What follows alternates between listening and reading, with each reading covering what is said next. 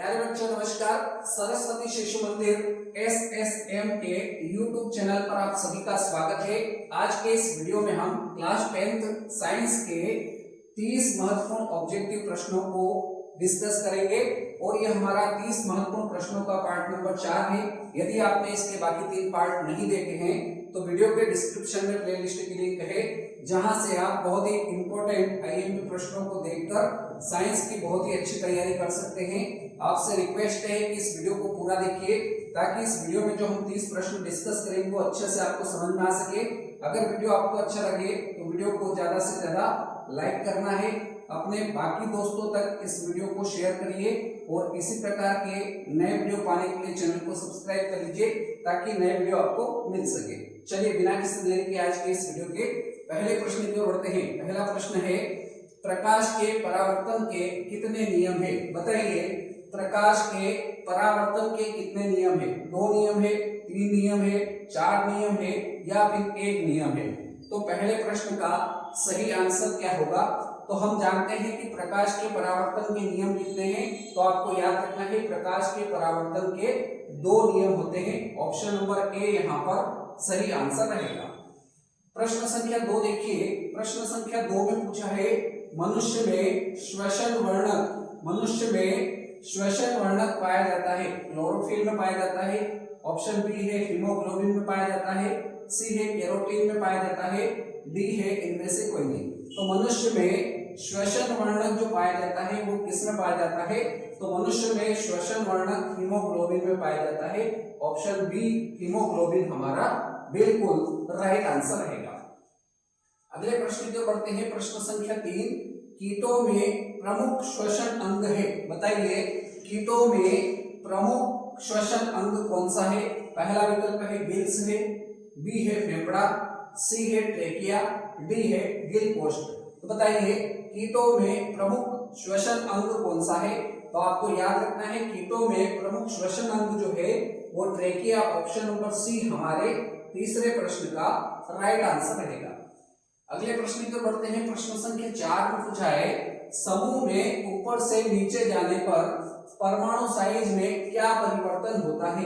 समूह में ऊपर से नीचे जाने पर जो परमाणु साइज होती है उसमें क्या परिवर्तन होता है? तो परमाणु की साइज घटती है। परमाणु की साइज क्या होती है? घटती है।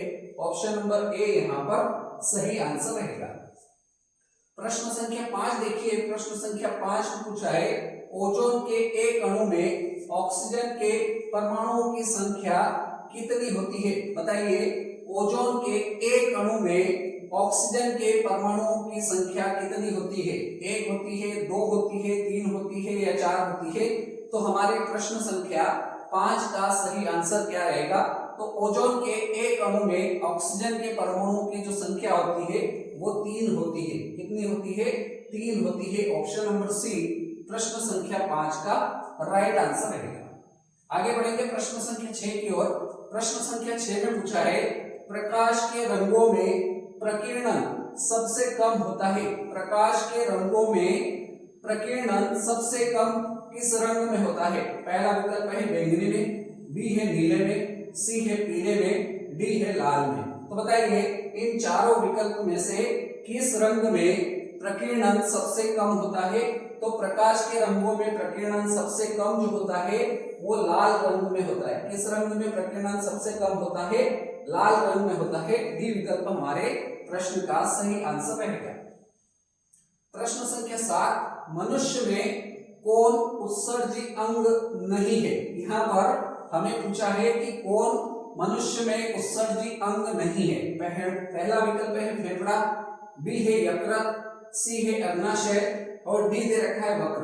तो बताइए मनुष्य में कौन सा उत्सर्जी अंग नहीं है? तो यहाँ पर फेफड़ा जो है उत्सर्जी अंग है, यकृत भी है और वक्र भी उत्सर्जी अंग है। लेकिन ऑप्शन सी में जो अग्नाशय दे रखा है यह उत्सर्जी अंग नहीं है, इसलिए हमारे 7वें प्रश्न का जो ऑप्शन सी अग्नाशय बिल्कुल सही आंसर रहेगा। प्रश्न संख्या 8 देखिए, वायुमंडल में कार्बन डाइऑक्साइड गैस की उपस्थिति कितनी प्रतिशत है? बताइए वायुमंडल में कार्बन डाइऑक्साइड गैस की उपस्थिति कितनी है? तो इसका राइट आंसर हो जाएगा वायुमंडल में कार्बन डाइऑक्साइड की जो मात्रा है वो 0.03% है। विकल्प सी यहाँ पर सही आंसर रहेगा। अगला प्रश्न देखिए, प्रश्न संख्या 9। प्रश्न संख्या 9 में दिया है इंद्रधनुष का भीतरी हिस्सा किस रंग का होता है। बताइए, इंद्रधनुष का जो भीतरी हिस्सा होता है वो किस रंग का होता है। लाल रंग का होता है, बैंगनी रंग का होता है, पीले रंग का होता है या फिर हरे रंग का होता है। तो बताइए हमारा सही आंसर क्या रहेगा। इंद्रधनुष का भीतरी हिस्सा किस रंग का होता है। तो आपको याद रखना है कि इंद्रधनुष का जो भीतरी हिस्सा होता है वो बैंगनी रंग का होता है। किस रंग का होता है, बैंगनी रंग का होता है। विकल्प बी बैंगनी हमारा सही उत्तर रहेगा। प्रश्न संख्या 10 में पूछा है चंद्रमा से देखने पर आकाश कैसा दिखाई देता है। चंद्रमा से देखने पर आकाश का रंग कैसा दिखाई देता है। पहला विकल्प है बैंगनी, बी है नीला, सी है काला और डी है लाल। तो बताइए चंद्रमा से देखने पर जो आकाश है उसका रंग कैसा दिखाई देता है। तो चंद्रमा से देखने पर आकाश का जो रंग है वो काला दिखाई देता है। ऑप्शन सी हमारा बिल्कुल सही आंसर रहेगा। अगला प्रश्न आपके सामने है, प्रश्न संख्या 11। एटीपी में फॉस्फेट की संख्या कितनी होती है। बताइए एटीपी में फॉस्फेट की जो संख्या होती है वो कितनी होती है, 1, 2, 3 या 4। तो एटीपी में फॉस्फेट की जो संख्या होती है वो आपको याद रखना है 3 होती है। एटीपी में फॉस्फेट की संख्या कितनी होती है, 3 होती है। विकल्प सी यहाँ पर सही आंसर हो जाएगा। क्लियर। अगला प्रश्न देखिए, प्रश्न संख्या 12। मीथेन मुख्य अवयव होता है। मीथेन किस गैस का मुख्य अवयव होता है। बताइए कोल गैस का होता है, जल गैस का होता है, पेट्रोलियम गैस का है या फिर जैव गैस का है। तो मीथेन मुख्य अवयव किसका है। तो इसका सही उत्तर हो जाएगा मीथेन जैव गैस का मुख्य अवयव होता है। ऑप्शन नंबर डी हमारे प्रश्न संख्या 12 का सही उत्तर रहेगा। प्रश्न संख्या 13 पर पढ़ते हैं, एक प्रिज्म कितनी सतहों से घिरा रहता है। एक प्रिज्म कितनी सतहों से घिरा रहता है। पहला विकल्प है 2 से, बी है 3 से, सी है 4 से और डी दे रखा है 5 से। तो बताइए एक प्रिज्म कितनी सतहों से घिरा रहता है। तो इसका राइट आंसर हो जाएगा एक प्रिज्म जो है यह 5 सतहों से घिरा रहता है। यहाँ पर हमारा सही उत्तर ऑप्शन डी के साथ रहेगा। अगला प्रश्न देखिए, प्रश्न संख्या 14। नेत्र लेंस की फोकस दूरी कम हो जाने पर कौन सा दृष्टि दोष उत्पन्न होता है। बताइए नेत्र लेंस की जो फोकस दूरी होती है यदि वो कम हो जाती है तो कौन सा दृष्टि दोष उत्पन्न होता है। पहला विकल्प है दूर दृष्टि दोष, बी है निकट दृष्टि दोष, सी है जरा दूर दर्शिता और डी है इनमें से कोई नहीं। तो नेत्र लेंस की फोकस दूरी कम हो जाने पर कौन सा दृष्टि दोष उत्पन्न होता है। तो निकट दृष्टि दोष उत्पन्न होता है। कौन सा दृष्टि दोष उत्पन्न होता है, निकट दृष्टि दोष उत्पन्न होता है। ऑप्शन बी हमारा सही आंसर रहेगा। अगला प्रश्न देखेंगे, प्रश्न संख्या 15। मानव हृदय में कितने कोष्ठ होते हैं। बताइए मानव हृदय में कितने कोष्ठ होते हैं। पहला विकल्प है 2, बी है 8, सी है 1, डी है 4। तो बताइए मानव हृदय में कितने कोष्ठ होते हैं। तो आपको याद रखना है मानव हृदय में कोष्ठों की संख्या 4 होती है। 4 कोष्ठ होते हैं जिसमें से 2 आलिंद होते हैं, 2 क्या होते हैं, आलिंद होते हैं और 2 जो होते हैं नीले होते हैं।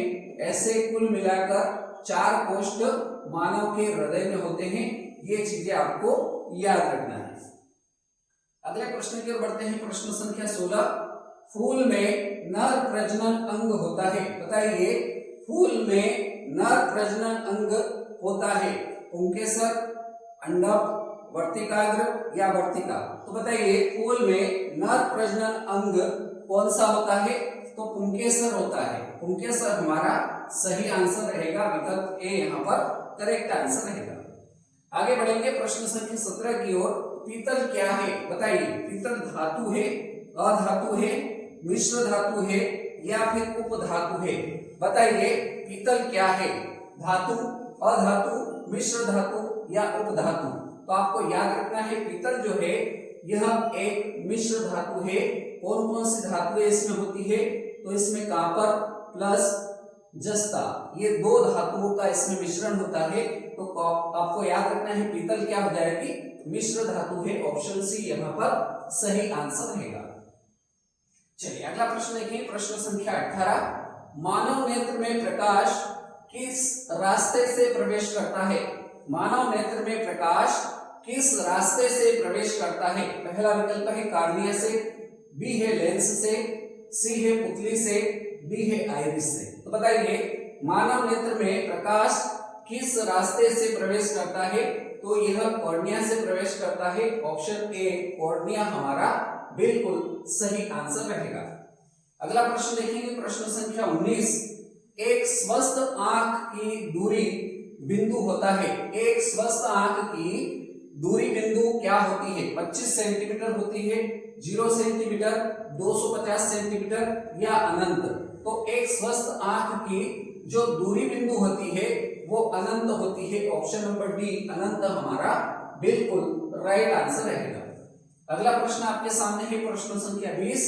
रक्त में आयरन की कमी से होने वाला एक रोग क्या है? बताइए रक्त में यदि आयरन की कमी हो जाती है तो कौन सा रोग होता है? बताना है। टीबी होता है, मधुमेह, एनीमिया या उच्च रक्तचाप? बताइए इसका सही उत्तर क्या होगा? तो रक्त में यदि आयरन की कमी होती है तो कौन सा रोग होता है? तो रक्त में आयरन की कमी से एनीमिया रोग होता है। कौन सा रोग होता है? एनीमिया रोग होता है। ऑप्शन सी एनीमिया हमारा सही आंसर रहेगा। अगला प्रश्न देखिए, प्रश्न संख्या 21। सल्फाइड एसिड का सांद्रण किसके द्वारा किया जाता है? बताइए सल्फाइड एसिड का सांद्रण किसके द्वारा किया जाता है? तो आपको याद रखना है सल्फाइड एसिड का जो सांद्रण होता है वो फेन प्लवन के द्वारा किया जाता है। इस प्रश्न का सही उत्तर जो होगा ऑप्शन सी राइट आंसर हो जाएगा। अगला प्रश्न आपके सामने है, प्रश्न संख्या 22। दृश्य प्रकाश में किस वर्ण का तरंगदैर्घ्य अधिकतम होता है? बताइए दृश्य प्रकाश में किस वर्ण का तरंगदैर्घ्य अधिकतम होता है? बैंगनी रंग का, बी है लाल रंग का, सी है नीले रंग का, डी है पीले रंग का? तो दृश्य प्रकाश में किस वर्ण या किस रंग का तरंगदैर्घ्य अधिकतम होता है? तो लाल रंग जो होता है इसका तरंगदैर्घ्य अधिकतम होता है। इस प्रश्न संख्या 22 का ऑप्शन बी लाल रंग हमारा सही आंसर रहेगा। प्रश्न संख्या 23 है, प्रतिरोध का एसआई मात्रक बताना है। प्रतिरोध का एसआई मात्रक क्या होता है? एम्पियर होगा, ओम होगा, अर्ग या फिर वोल्ट? तो बताइए प्रतिरोध का एसआई मात्रक क्या होता है? तो प्रतिरोध का एसआई मात्रक ओम होता है। प्रतिरोध का एसआई मात्रक क्या होता है? ओम होता है। विकल्प बी यहाँ पर हमारा सही आंसर रहेगा। प्रश्न संख्या 24 में पूछा है, क्लोरोफिल वर्ण का रंग कैसा होता है? बताइए क्लोरोफिल का जो रंग होता है वो कैसा होता है?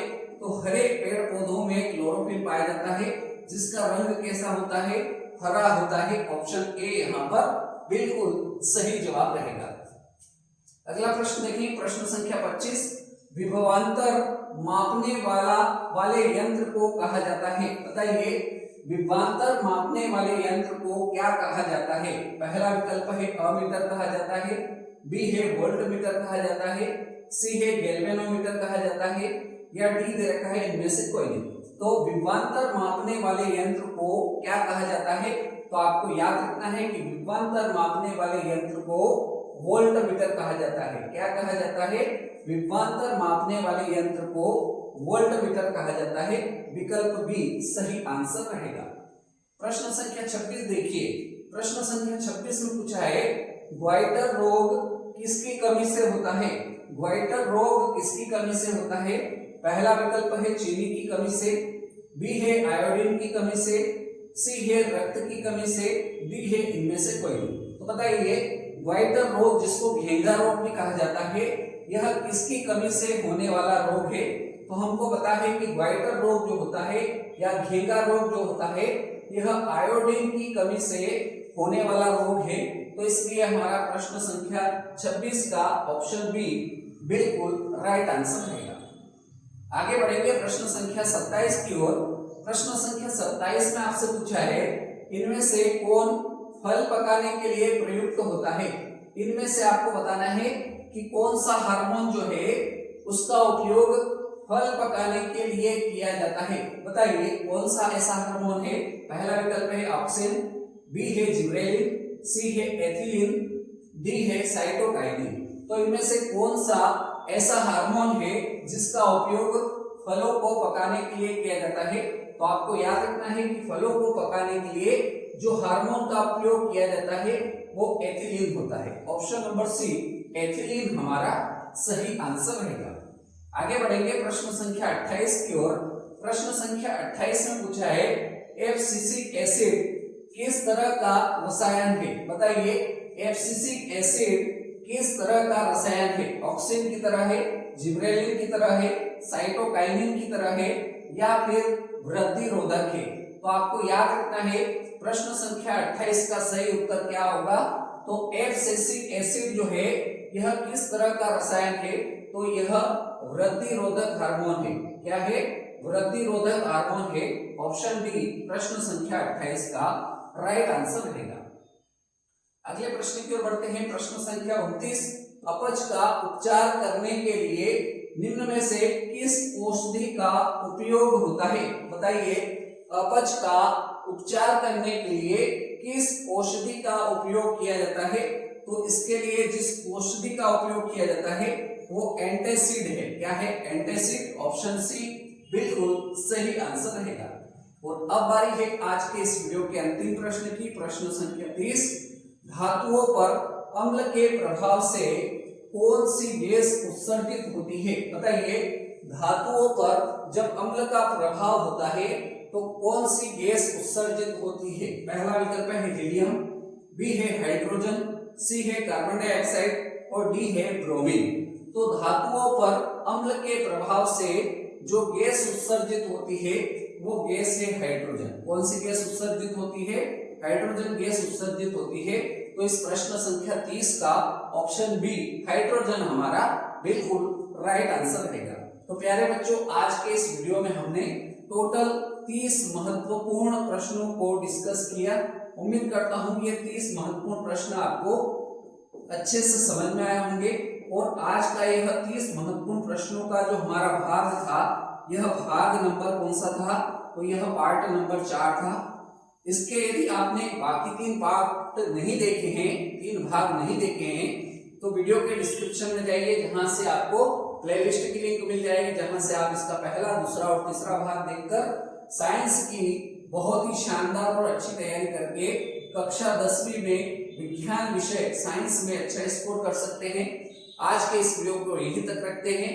उम्मीद करता हूं ये 30 प्रश्न आपको अच्छे समझ में आए होंगे। यदि वीडियो अच्छा लगा हो तो आपको क्या करना है, इस वीडियो को ज्यादा से ज्यादा लाइक करना है, अपने बाकी साथियों तक इस वीडियो को शेयर करना है ताकि वो भी अच्छी तैयारी कर सके। और चैनल पर अभी तक नए हो तो इस चैनल को सब्सक्राइब कर लीजिए ताकि इस प्रकार की वीडियो आपको मिल सके। आज के इस वीडियो को यहीं तक रखते हैं। आपने इस वीडियो को पूरा अंत तक देखा उसके लिए बहुत बहुत धन्यवाद। अगले वीडियो में मिलते हैं ऐसे नए प्रश्नों के साथ। तब तक के लिए जय हिंद, जय भारत, धन्यवाद।